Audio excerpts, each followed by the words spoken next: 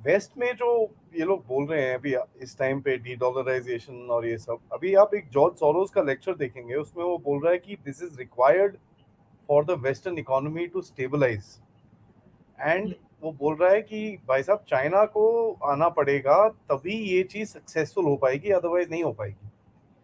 तो ये ट्रू। तो बड़ा ही आई मीन जो लोग वेस्टर्न हेजेमनी को आगे भेजते थे, जो वेस्टर्न इन्फ्लुएंस को आगे करते थे, अभी वही बोल रहे हैं कि हमको अपना वापस चादर समेटनी पड़ेगी।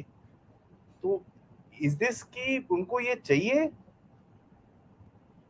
मैं पहले से बोला कि जब से अफगानिस्तान एग्जिट शुरू हुआ है तब से ये स्क्रिप्ट शुरू हो गई थी, क्योंकि US dollar Fiat reserve currency world चलाने के लिए जो फॉर्मूला बना था, उसमें जो मैं बताता हूं कि टू बकेट थियरी के दो नेशंस को क्लैश कराना है।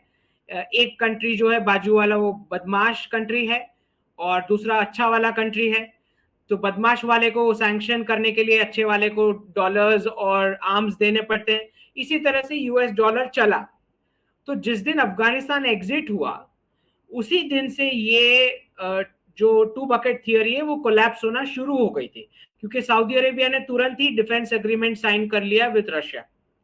क्योंकि ऑयल फॉर सिक्योरिटी प्रोग्राम जो था कि डॉलर को डॉलराइजेशन करने के लिए उसके एक्सचेंज में United States was giving security to the Gulf. ठीक है, उसके बदले वो सिक्योरिटी प्रॉमिस हुई थी। तो जब आपने अफगानिस्तान एग्जिट कर दिया और उसके बाद सऊदी अरेबिया ने रशिया के साथ डिफेंस कोऑपरेशन साइन किया है, तो आपका वो ऑयल फॉर सिक्योरिटी प्रोग्राम तो प्रिंसिपली तभी खत्म हो चुका था। ठीक।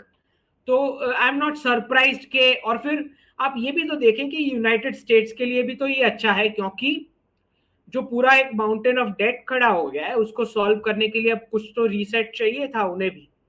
और मुझे लगता है कि बहुत सारे, मैंने स्टार्टिंग से बताया कि बहुत सारे यूएस फैक्शन में ये अंडरस्टैंडिंग है कि अब बहुत हो चुका है, ये पॉन्जी स्कीम कंटिन्यू नहीं की जा सकती।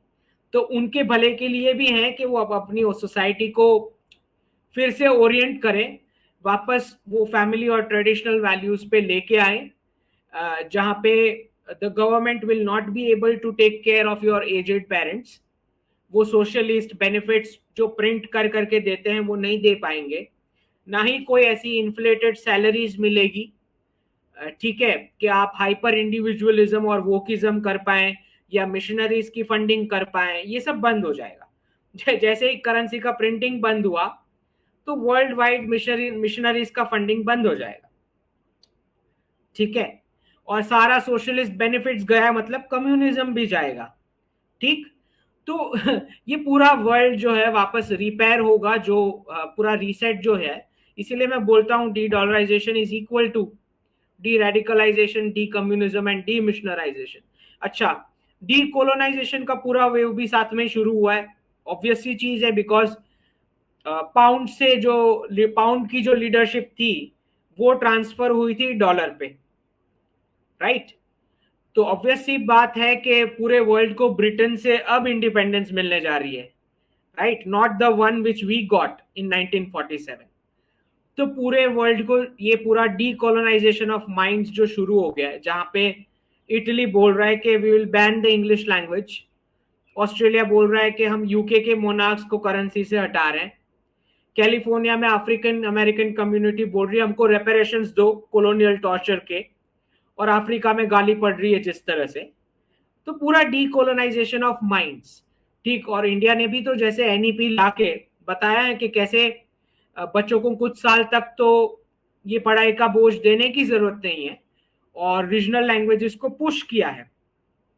You don't require English language for economics because this was an imposed language. ठीक। तो बिना इंग्लिश लैंग्वेज के we were giving 27% to the global GDP for 1700 years. कोई तब तो कोई इंग्लिश लैंग्वेज नहीं थी। राइट, तो इकोनॉमिक्स के साथ इनका कोई कनेक्शन नहीं है। अच्छा, जहां तक रीजनल लैंग्वेजेस का सवाल है, तो जो कोई भी पर्सन एंटरप्राइज कर रहा है, बिजनेस कर रहा है, तो वो खुद से ही सीख लेगा जहां भी जो ज्योग्राफी में वो बिजनेस कर रहा है। तो इट्स अ नेचुरल प्रोसेस, आपको इम्पोजिशन वाया स्कूल करने की कोई जरूरत नहीं है। ठीक। तो जैसे ही ये डी डॉलराइजेशन में हम देखेंगे कि बहुत सारे सर्विस सेक्टर के जॉब्स चले जाएंगे, तो उसके बाद क्वेश्चन आएगा ब्रिटिश क्लासरूम मॉडल पे, राइट। जैसे आईटी के जाएंगे तो आईटी की कॉलेजेस पे ताले लगेंगे। अगर यूके के साथ एफटीए साइन नहीं होता है, आप देखेंगे 2 ही साल में उनकी कॉलेजेस शट डाउन हो जाएगी विदाउट इंडियन स्टूडेंट्स। तो ये तो बहुत भारी से सब चेंजेस आने हैं, ये पूरा डिकेड ऐसे ही जाएगा, बिग बिग चेंजेस।